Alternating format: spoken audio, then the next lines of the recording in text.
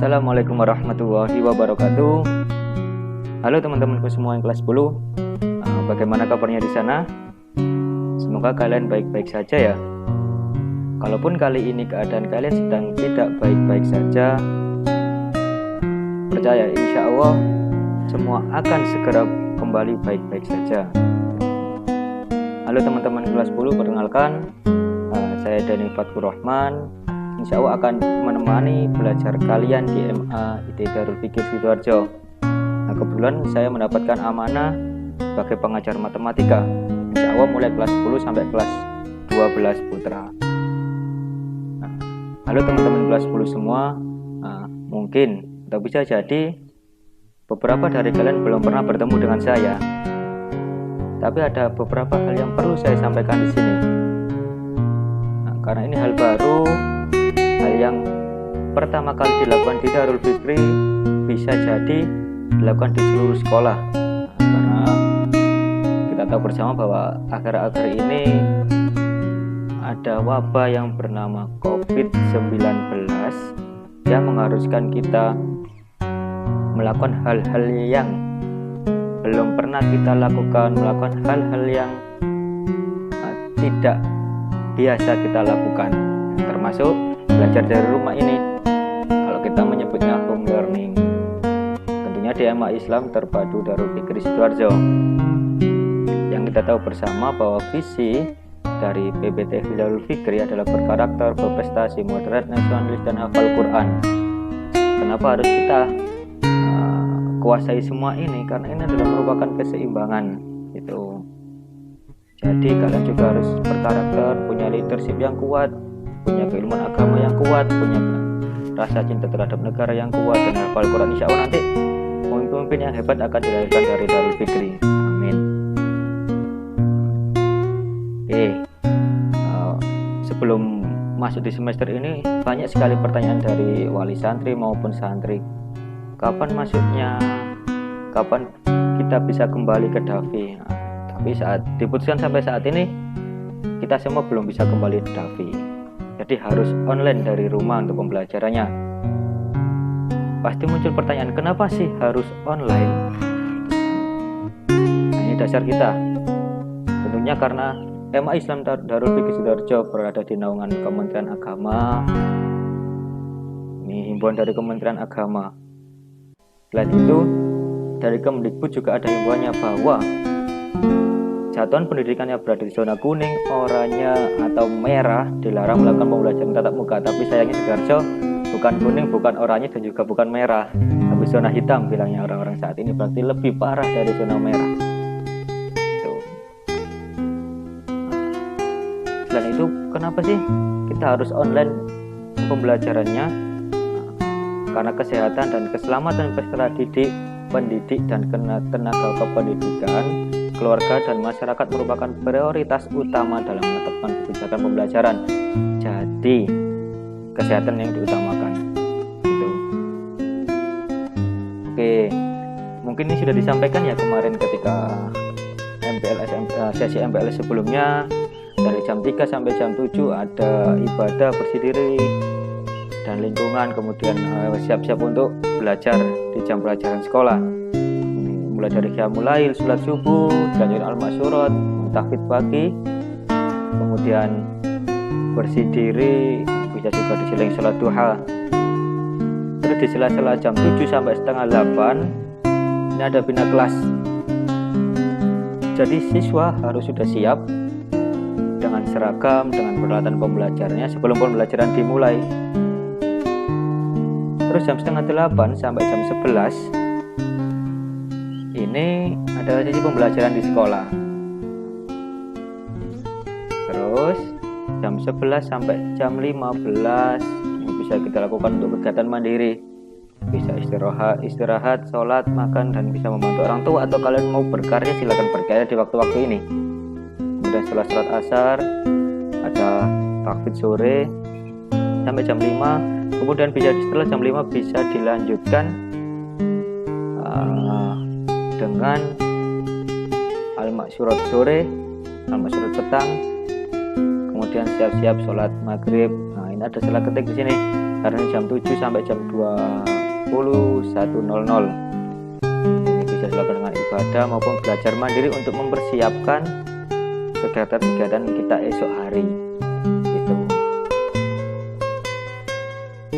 Kemudian ada beberapa hal yang harus kita cermati ketika pembelajaran daring ini, karena ini sangat jauh berbeda ketika kita bandingkan dengan pembelajaran offline di sekolah. Yang awalnya konsep kita ketika belajar di SMP dulu adalah diberitahu siswanya. Mindset seperti itu harus kalian ubah. Sekarang kalian sudah besar, sudah masuk di jenjang SMA, harus mengubah diri yang dulunya harus diberitahu, sekarang harus diubah ke mencari tahu. Jadi kalian harus aktif mencari tahu. Terus satu lagi, karena ini pembelajaran daring, guru bukan satu-satunya sumber belajar. Harus kalian ubah menjadi aneka sumber belajar. Di internet banyak, atau kalian punya buku silakan. Sekarang dunia sudah ada di genggaman kita, di handphone, di laptop. Asalkan punya jaringan internet, insya Allah semua ada di situ. Kemudian yang dulunya kita terkesan pembelajaran tekstual, ada yang namanya ujian nasional dan lain-lain, harus kita ubah ke pembelajaran kontekstual dan proyek. Istilahnya gini, kalau kontekstual itu kalian harus bisa mencari intisari dari pembelajaran yang ada di kehidupan sehari-hari. Kemudian proyek, di MA ini kalian minimal harus punya satu karya nantinya. Makanya kita sebut proyek, karena pembelajarannya berhasil, ada pembelajaran yang menghasilkan. Ini bisa dilakukan melalui proyek.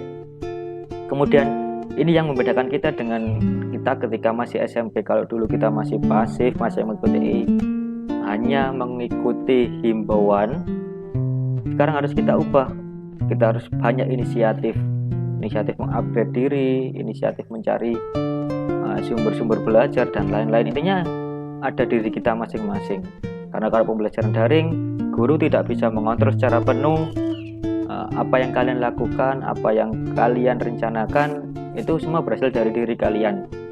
Itu kalian harus pandai-pandai berinisiatif, pandai-pandai mengontrol diri. Kemudian ada beberapa tips yang bisa kita berikan untuk menjadi pembelajar yang sukses. Jadikan pendidikan sebagai prioritas utama. Karena saya tahu dan kita tahu bersama ketika pembelajaran daring, terkadang pendidikan atau belajar di sekolah itu hanya sebagai selingan, dikerjakan seadanya, dikerjakan kalau ada waktu, kalah dengan game, kalah dengan mainan yang lain.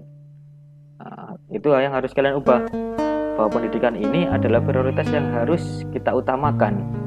Itu. Kemudian disiplin diri. Di sini yang tahu adalah diri kalian sendiri, karena di rumah guru tidak bisa mengontrol. Jadi insya Allah kita percaya bahwa kalian adalah seorang anak yang disiplin, yang mampu mengelola waktu dengan baik. Gitu. Terus kemudian yang ketiga adalah fokus pada satu hal dan coba kita hindari dulu yang namanya multitasking. Itulah kenapa pemerintah sampai saat ini menetapkan SMA sudah harus ada penjurusan mulai kelas 10, karena kita harus sudah fokus pada bidang kita masing-masing agar nantinya kita benar-benar menjadi seorang yang expert, menjadi seorang yang ahli pada bidang tertentu.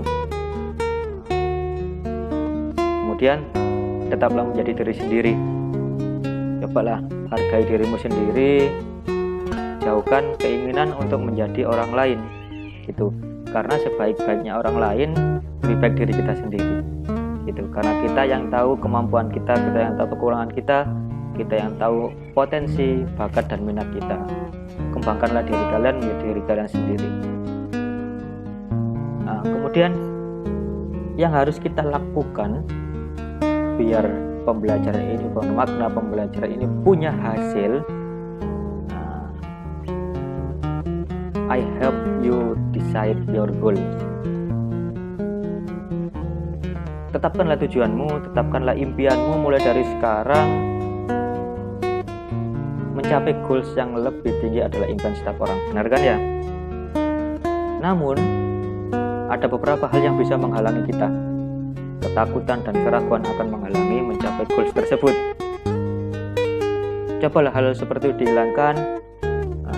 Kita coba maju selangkah, kalaupun gagal nantinya kita ulang lagi sampai berhasil. Langkah ini bisa dilakukan seperti ini. Kita analisa diri kita, apa bakat kita, apa minat kita, kemampuan kita di mana. Kemudian kita tentukan apa yang cocok untuk diri kita, tujuan kita seperti apa, impian kita seperti apa. Setelah itu kita rencanakan secara matang apa yang harus kita lakukan untuk mencapai tujuan ini tadi. Termasuk kita rencanakan apabila nanti gagal.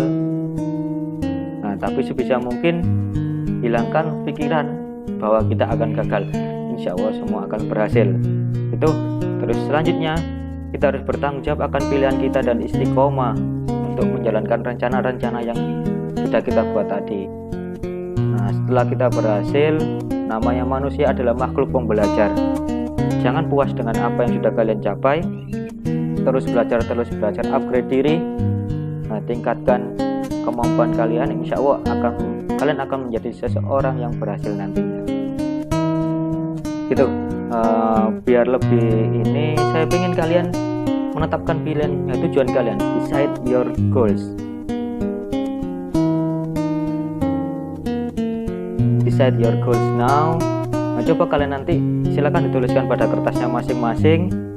Apa sih tujuan kalian? Apa sih yang ingin kalian capai setelah lulus dari Darul Fikri? Kalian tulis poin pertama itu. Kemudian poin kedua kalian tulis juga mengapa kalian memilih itu. Harus ada alasannya. Kemudian yang ketiga, bagaimana sih dan apa saja sih yang akan kalian lakukan untuk mewujudkan tujuan-tujuan atau goals yang telah kalian canangkan tadi.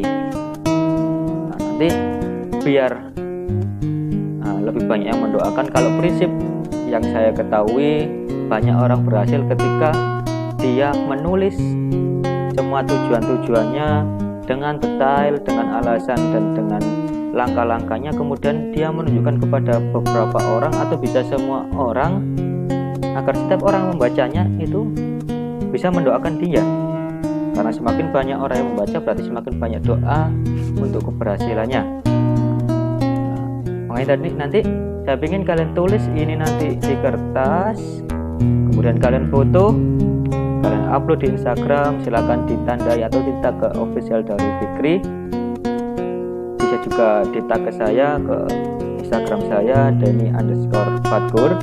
Kemudian kalian kasih hashtag decide your goals. Satu hashtag lagi biar mudah dicari, hashtag Matsama MAIT Darul Fikri. Tetap semangat. Insya Allah ini adalah langkah pertama kita untuk menuju keberhasilan.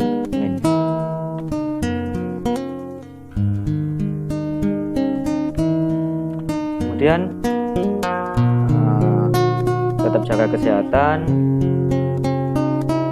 Insya Allah kalian adalah calon-calon pemimpin bangsa ini di kemudian hari. Cukup. Tetap semangat. Assalamualaikum warahmatullahi wabarakatuh.